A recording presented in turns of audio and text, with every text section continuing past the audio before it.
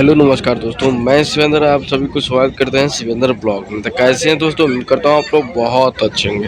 दोस्तों आप लोग थोड़ा सा क्लिप देखे होंगे, रंग बसंती का पिक्चर का था। ये थोड़ा सा क्लिप निकल के आया था, शूटिंग के समय का है वीडियो।